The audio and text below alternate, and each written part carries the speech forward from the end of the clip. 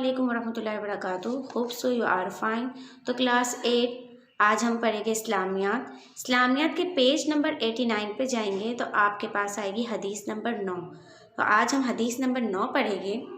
हदीस नंबर 9 है, मन नसरा कौमहु अला गैरिल हक्की फहुवा कल बईरिल लज़ी वदा फहुवा युनज़उ बिज़नबिही।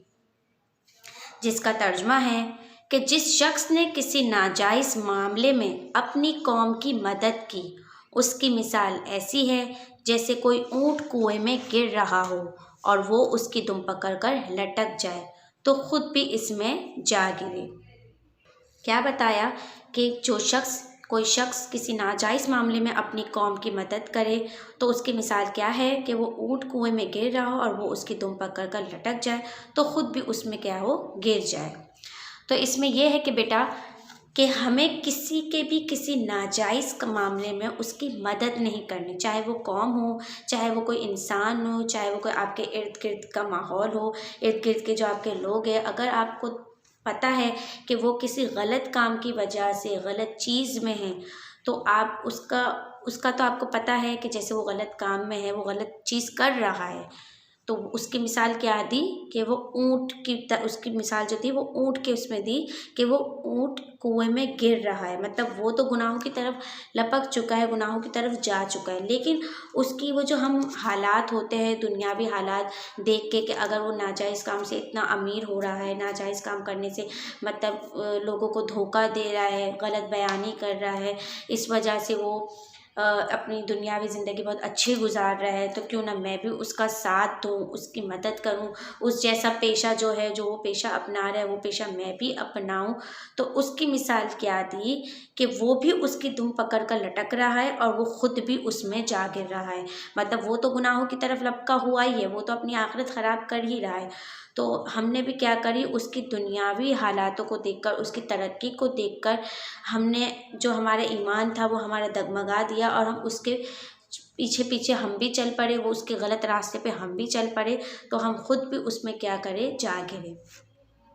इसकी तशरीह में भी यही बताया गया है कि इस्लामी उख़ुवत के बारे में और इस्लामी माशरे की तबाही के बारे में एक सबब ये बयान किया गया है कि यानी जो शख्स किसी झूठे और नाहक मामले में अपनी कौम का साथ दे, अपने कबीला का साथ देता है, तो उस कौम के साथ अपने आप को वो खुद भी तबाह और बर्बाद कर देता है।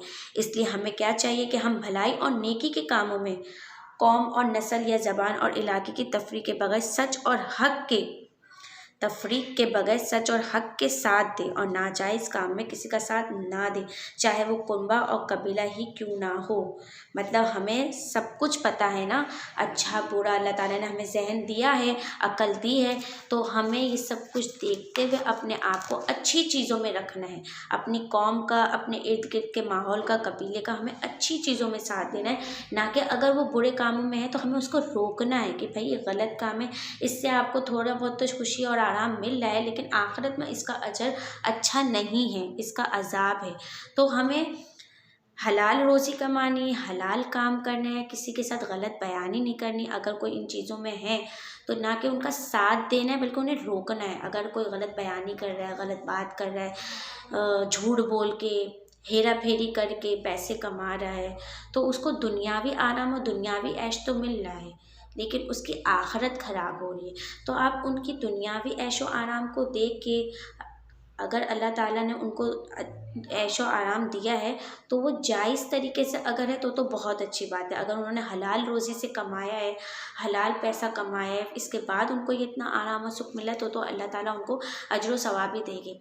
लेकिन अगर वो नाजायज़ काम से इतना अमीर हो रहे हैं, नाजायज़ काम से अगर उनको इतनी इज्जत मिल रही है, तो आप ये देखें कि हमें उस रास्ते पे नहीं चलना, हमें अच्छे रास्ते पे चलना है, नेक रास्ते पे चलना है। इसमें यही बताया गया है ना कि अगर हम गलत रास्तों पे चले गए, नाहक रास्तों पे चले गए, झूठे रास्ते पे चले गए, यानी कोई हमें झूठ बोल के अगर हमें कुछ मुनाफा हो रहा होगा कि ये झूठ बोल दूंगा तो इससे मुझे ये फ़ायदा होगा, तो ऐसा हमें नहीं करना है। इन सारी चीज़ों से बचना है। हमें क्या करनी है कि हमें भलाई और नेकी के कामों में आगे बढ़ना है।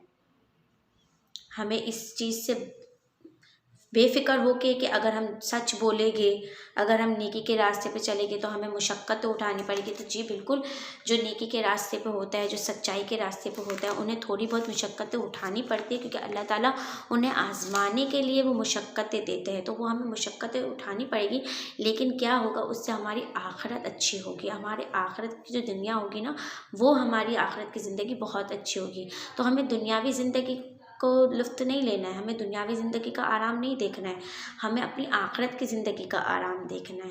तो इंशाअल्लाह हम कोशिश करेंगे कि हम अच्छे कामों में लोगों का साथ दें, और अगर हमारी नज़रों के सामने कोई गलत कामों में है तो हम कोशिश करेंगे उन्हें रोकने की। लेकिन अगर हम उनको रोकने के हक़ में नहीं हैं, नहीं रोक सकते, क्योंकि कुछ चीज़ों में होता है, कुछ जगहों पे होता है कि कोई बड़े लोग होते हैं, हम वहाँ बोल नहीं सकते, लेकिन हम देखते हैं कि वो गलत चीज़ की तरफ है, तो हम क्या करें, उस गलत चीज़ में उनका साथ ना दें। अगर वो आपको ऑफ़र भी करते हैं कि आप ये चीज़ करें तो हम आपको ये देंगे, आपकी ये हेल्प करेंगे, तो आपको अल्लाह ताला ने अक्ल और ज़हन दिया है, आपने क्या करना है, क्या नहीं करना। तो आपने हक़ के रास्ते में चलना है, ना कि गलत कामों पे जाना है।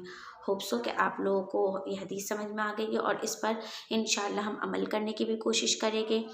हम अपनी मिसाल अच्छी बनाएँगे, ना कि इसकी मिसाल बनाएँगे कि हम किसी के पीछे लटक रहे हो ऊँट की तरह, कि हम भी, वो कुएँ में गिर रहा है तो हम भी उस खड्डे में जाके गिर जाए। तो हम ऐसी मिसाल अपनी इंशाअल्लाह नहीं बनाएँगे, हम अपनी अच्छी मिसाल बनाएँगे कि अल्लाह ताला हमें आख़िरत में उसका अच्छा अजर दे।